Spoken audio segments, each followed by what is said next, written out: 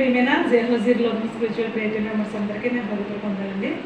ఇది మీకు ఏర్పాటు చేయబడిన వాక్యభాగము యోహాను సువార్త 5వ అధ్యాయం 21వ వచనం ధ్యానించుకుందాము. దయచేసి వాక్యంలో వెళ్దాం.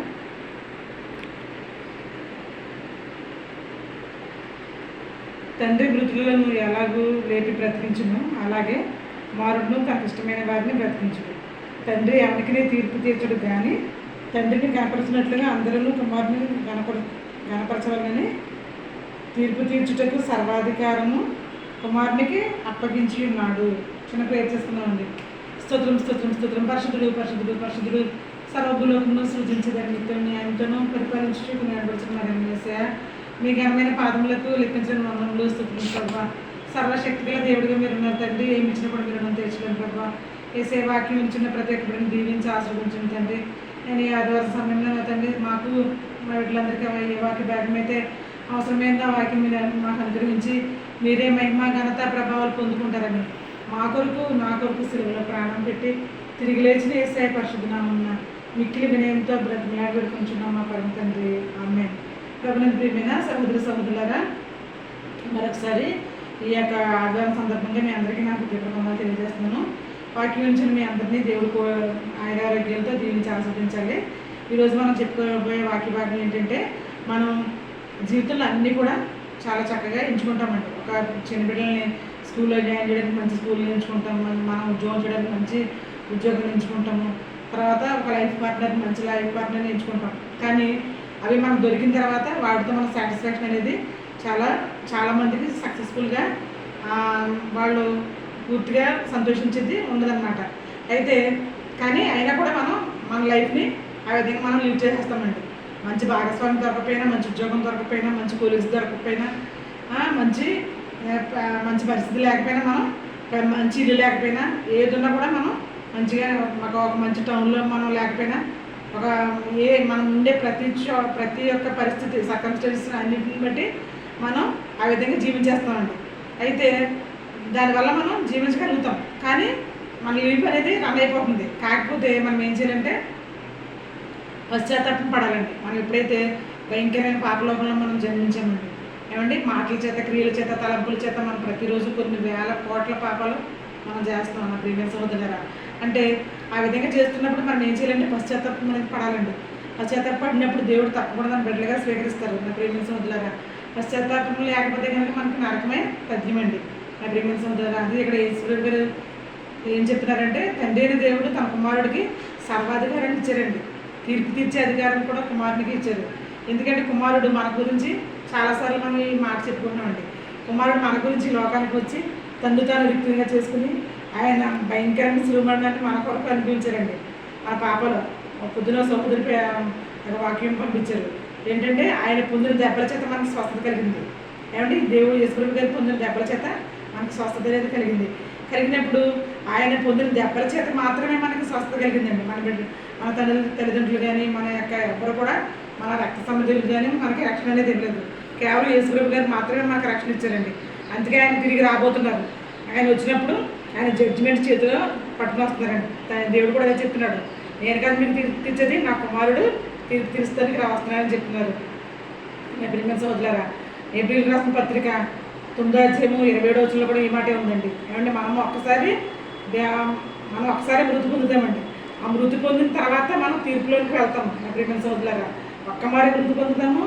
ఒక్కమారి మృతి పొందిన తర్వాత తిరిగి వెంటనే మనం తీర్పులోకి వెళ్తామండి. తండ్రి అయిన దేవుడు యేసుప్రభు గారు తన యొక్క జడ్జిమెంట్ని పట్టుకుని వచ్చినప్పుడు మనం ఆ తీర్పులో మనం నిలబడవలసిన పరిస్థితి మనకు ఉంది. కానీ మనకి జీవం అనేది ఈ యొక్క ఒకసారి ఉంది. పశ్చాత్తాపం కూడా మనం బ్రతుకున్నప్పుడే మనం పశ్చాత్తాపడాలి. అది కూడా ఒకసారేనండి. అందుకే నా ప్రియమైన సహోదరులారా, మనం బ్రతుకున్నప్పుడే పశ్చాత్తాపడతాము. తర్వాత చనిపోయిన తర్వాత ఇంకా మనకి పశ్చాత్తాపడడానికి కూడా అవకాశం అనేది ఉండదు. తిరిగి మనం జడ్జిమెంట్ కోసం మనం ఎదురు చూడవలసిన పరిస్థితి అండి నా ప్రియమైన సహోదరులారా. అప్పుడు తండ్రి అయిన దేవుడు తన కుమారుడిని ఫస్ట్ రక్షకుడిగా పంపించాడండి. మత్తయి సువార్తలో, లూకా సువార్త అంటే క్రిస్మస్ కాలంలో. అయితే ఇప్పుడు ఈస్టర్ కాలంలో మనం మళ్ళీ దగ్గర పడుతుంది. అయితే రాకడ సమయంలో ఆయన కొదమ సింహంలో వస్తున్నాడండి. కొదమ సింహంలో వచ్చినప్పుడు ఆయన జడ్జిమెంట్ ఆయన చేపట్టుకుని వస్తాడు. అందుకే చూడండి మత్తయి సువార్త 12వ అధ్యాయంలో ఏమండి ఉంది. తర్వాత ఏంటంటే మన యొక్క మాటల ప్రకారంగా మనం ఏం మాట్లాడినా కూడా అది తీర్పులోకి వస్తాయంటండి. ప్రతి మాట ఆచితూచి మాట్లాడే వరకు మనం ఉండాలండి. అందుకే భయంకరమైన మాటలు మనం ఏం మాట్లాడకూడదు, అబద్ధపు మాటలు మనం మాట్లాడకూడదండి. కేవలం ఒకరి మీద నిందలు వేసే మాటలు మనం మాట్లాడకూడదు, ఉన్నట్టుగానే మాట్లాడాలండి. లేకపోతే కనుక మనం ప్రతి మాటను బట్టి మనం తీర్పులోనికి వెళ్ళవలసిన వారమే ఉన్నామండి నా ప్రియమైన సోదరులారా. అందుకే మనం మాట్లాడినప్పుడు చాలా మాటలు కొద్దిగా ఉండాలంట నా ప్రియమైన సోదరులారా. అందుకే ఇప్పుడు కూడా మనం విస్తారమైన మాటల్లో దోషం ఉండక మానదండి నా ప్రియమైన సోదరులారా. అందుకే ఇక్కడ యేసు గారు ఏం చెప్తున్నారంటే హెబ్రీయులకు రాసిన పత్రిక 9:27 ఏమనుందంటే, ఇక్కడ ఆయన జడ్జిమెంట్తో ఒకసారి రాబోతున్నారు. మన అందరి కొరకు ఆయన ఒక్కసారే బలిగా తను తాను అర్పించుకున్నారండి. ఒకమారే ఆయన తిరిగి మనల్ని అందరినీ తన దగ్గరికి తీసుకెళ్ళడానికి పర్లోక రాజ్య భాగ్యాన్ని మన అందరికీ ఆయనకి ఇష్టమగు వారందరికీ కూడా పర్లోక రాజ్య భాగ్యం ఇవ్వడానికి ఆయన తిరిగి రాబోతున్నారు నా ప్రియమైన సోదరులారా. వచ్చినప్పుడు మనం అందరం కూడా ఆయన్ని చక్కగా ధైర్యంగా చూసే వరకు మనం ఉండాలి. ఏమండి, ప్రతిసారి మనం ఈ మాట చెప్పుకుంటాం. అందుకే మనం ఎప్పుడైతే దేవుడిని చూసే వరకు ఉంటామో, ఆయన యొక్క జడ్జిమెంట్ రోజున మనం ఎప్పుడైతే సిద్ధపాటు కలిగి ఉంటామో, మనం అందరం కూడా చాలా శాంతి, సమాధానం, సంతోషాన్ని కలిగి ఉంటామండి. అందుకే నా ప్రియమైన సోదరులారా, ఇక్కడ చెప్తున్నాడు దావీదు మహారాజు చెప్తున్నాడు, ఏమండి, సమస్త దేశంలో యెహోవాకు ఉత్సాహధ్వని చేయుడు, సంతోషంతో యెహోవాను సేవించుడు. సంతోషంతో సేవించాలండి. ఆదివారం విశ్రాంతి తినండి. ఆయన ప్రసంగంను సంతోషంతో విని నేర్చుకునే వారికి ఉండాలి. దేవునికి భయపడి మూడో ఆజ్ఞ, దానికి అర్థం ఏంటంటేనండి, విశ్రాంతి దినం పరిశుద్ధంగా ఆచరించడానికి జ్ఞాపకం ఉంచుకోము. దీనికి అర్థం ఏంటంటే, మనము దేవుని ప్రేమించి ఆయనకు భయపడి ఆయన సువార్త ప్రసంగమును సంతోషంతో విని నేర్చుకునే వారికి మనం ఉండాలంట నా ప్రియమైన సోదరులారా. అందుకే తప్పకుండా మనం ఈ ఆదివారాన్ని మనం దేవుని స్తుతించేవారికి, దేవుని కనపరిచేవారికి మనం ఎప్పుడూ ఉండాలండి. ఎప్పుడు కూడా మనం జీవితంలో మన బిడ్డలకు నేర్పించాలండి. వారు ఏ విధంగా బ్రతకాలి, ఏ విధంగా దేవుని స్తుతించాలి, ఏ విధంగా దేవుని కొనియాడాలి, వారికి దేవుని ఏ విధంగా మనం కృతజ్ఞతలు చెల్లించాలి. అలా చెల్లించినప్పుడు మాత్రమే మనం మన యొక్క జీవితానికి ఒక అర్థం అనేది, పరమార్థం అనేది ఉంటుందండి నా ప్రియమైన సోదరులారా. ఆయన తీర్పు దినాన రాబోతున్నాడండి.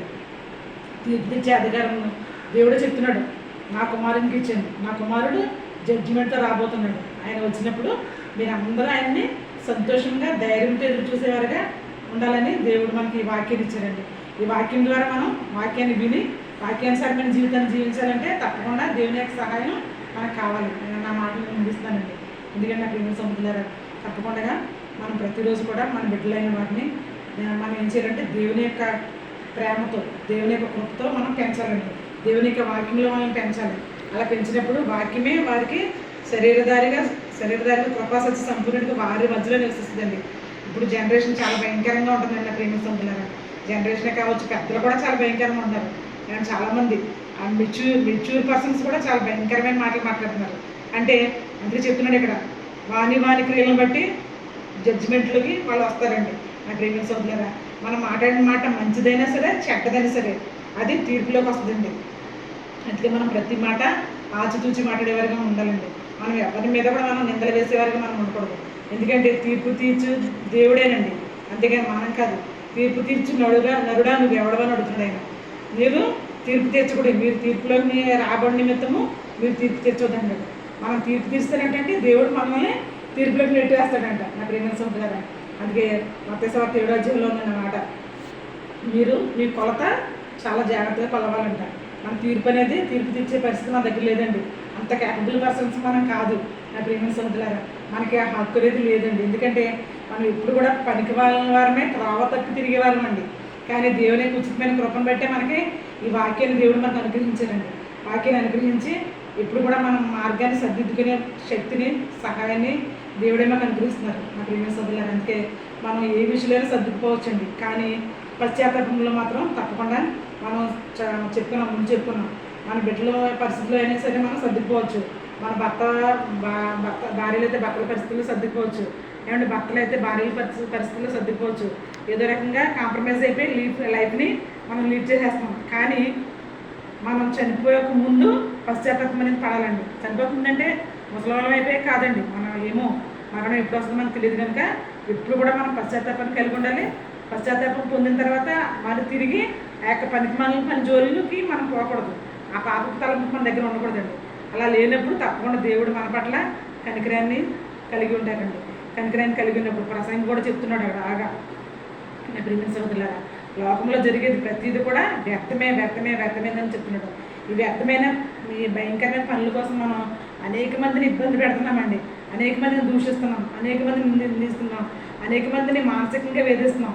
నా ప్రియమైన సోదరులారా, అట్టి పనికిమాలిన పనులు మనం చేయకుండా ఉండేలాగా పరిశుద్ధాత్మ దేవుని సహాయం మనం కోరాలండి. నా ప్రియమైన సోదరులారా, అలా కోరినప్పుడు మనం తప్పకుండా యేసుప్రభు గారు మధ్యాకాశంలోకి వచ్చినప్పుడు, ఆయన జడ్జిమెంట్ చేతపట్టుకుని వచ్చినప్పుడు